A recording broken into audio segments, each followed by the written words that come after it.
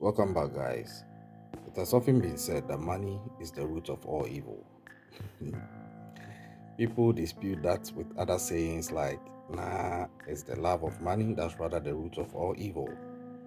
I don't agree or disagree with any of it, but instances have proven severally that people have gotten themselves entangled in a lot of crime because they love money or because they just want the money, whether it's love for it or whatever. But money is definitely a key factor in crimes that are committed. And I don't know this thing or the reason why there often seem to be times when people come into money, they begin to evolve into something dangerous, either because they've gotten so much of it or either because they owe so much of it. Today's true crime story is also another mind blowing story.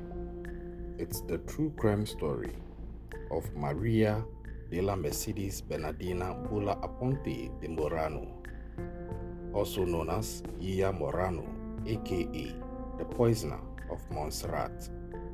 This woman was initially a swindler but will evolve to be a serial murderer and would go on to kill three women. And the story is just overwhelming.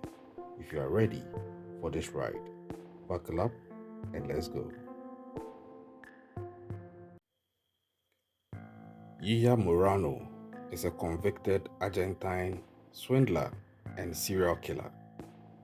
Now, Yiya was very fashionable, she had great taste, and she needed to fund it. It's unclear at which point the swindling actually started, but it's very clear when the serial murders started. So, in order to meet whatever needs was pushing Yiya, she needed to first of all get the money to to be able to establish the financial means or get the financial wherewithal to be able to meet whatever needs was driving her. To do this, Yiya resorted to borrowing money from people.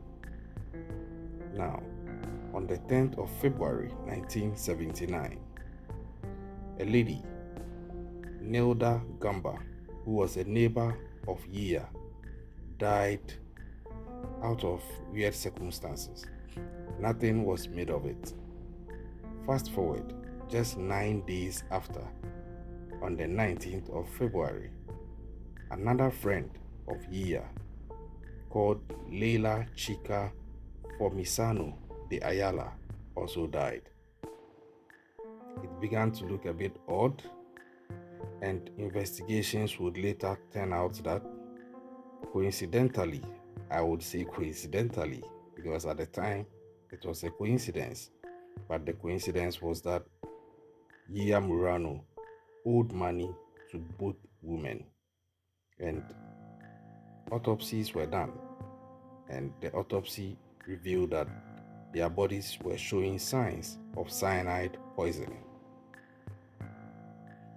Fast forward into the following month, on the 24th of March 1979, Yiya Murano's own cousin, called Carmen Zulema del Giorgio de Venturini, suddenly fell and died on the stairs of a building in which she lived.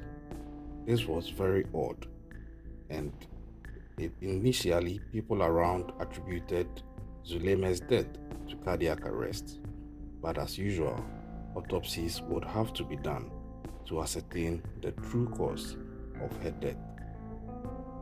Whilst that was pending, Zulema's daughter would eventually find out that a promissory note worth 20 million Argentine peso was missing from her mother's belongings.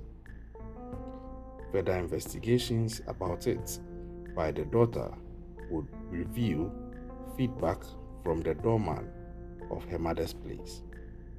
According to the building's doorman, Murano had arrived for a visit earlier carrying a mysterious package, and this also seemed odd, but When she came with that mysterious package, she casually asked for a copy of the keys to Zuleima's apartment and was reported as saying that I need her notebook to warn her relatives. So Yiya was telling the doorman that he needed the keys to Zuleima's apartment with the excuse that she, Yiya, actually needed to get to the notebook of Zuleima so that she could warn Zuleima about her relatives. But the funny thing is, she is her cousin. So if you are warning Zuleima about her relatives, she's also your relative, and her relatives are also your relatives. So what was the warning really about? But fast forward, investigations continued, and it was revealed that Yiya entered her cousin Zuleima's apartment, after which she quickly left, carrying papers and a jar. And whilst leaving, she was complaining loudly, saying, quote, "My God, it's my third friend to die in a short time."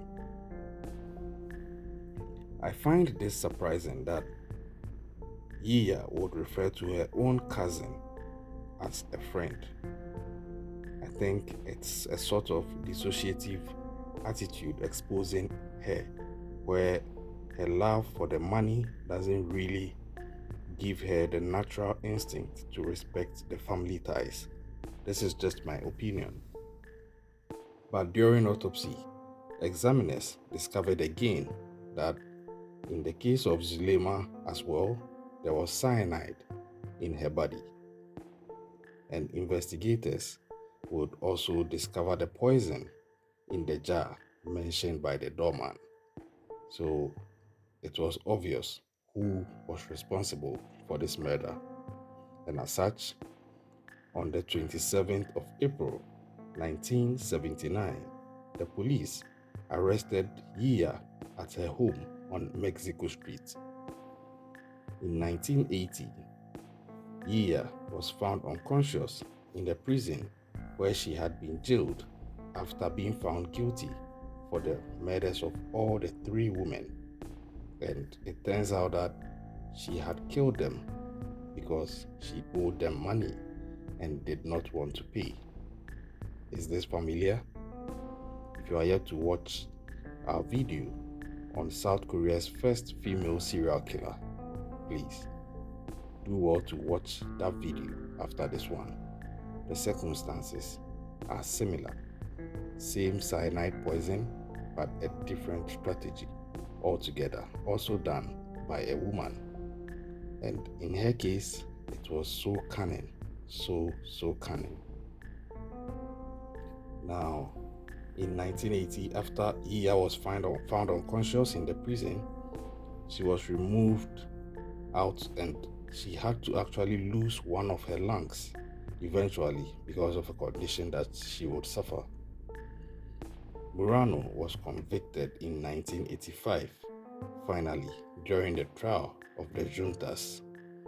During that trial, she insisted upon her innocence, saying, "I never invited anyone to eat." That was what she was using to insist on her innocence, because she was trying to imply that for me to be successful in poisoning somebody, I should have actually invited the person over to eat something which would have contained the poison. But I never invited anybody to come and eat. So how then am I accused of poisoning somebody? Is it a good argument? Well, I leave it to the courts. And unfortunately for Yiya, the courts did not buy into it. Yiya was sentenced to 16 years in prison for the murder of the three women. And then Yiya was released from prison after the 16 years. It was learned that she sent the judges who released her from prison a box of chocolates as a token of her appreciation. That is interesting. She served her term, and when she came out of prison, she actually sent them a box of chocolates. I don't know what it implies, but according to Yiya, it was a sign of her appreciation. But over the 16 years, there was a time when she had to be removed to an elderly care facility to serve out the remainder of her sentence due to her advanced age. Yiya would finish her sentence and go on to live her life until her passing on the 26th of April 2014. A very interesting but unfortunate incident involving this woman and her 3 victims as per the sentence that she was given. Now, it's becoming rampant that once money comes into the equation, funny things and now dangerous things begin to happen. It seems the semblance of friendship or the ties of family are not enough to prevent people from plotting dastardly acts just to either get the money or escape the responsibility of having to pay what they owe. What do you think? Is money really the root of all evil?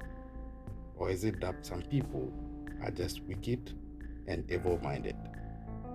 Let's see your comments in your comment section. Subscribe to this channel if you are yet to. Catch you again next time. Stay safe out there.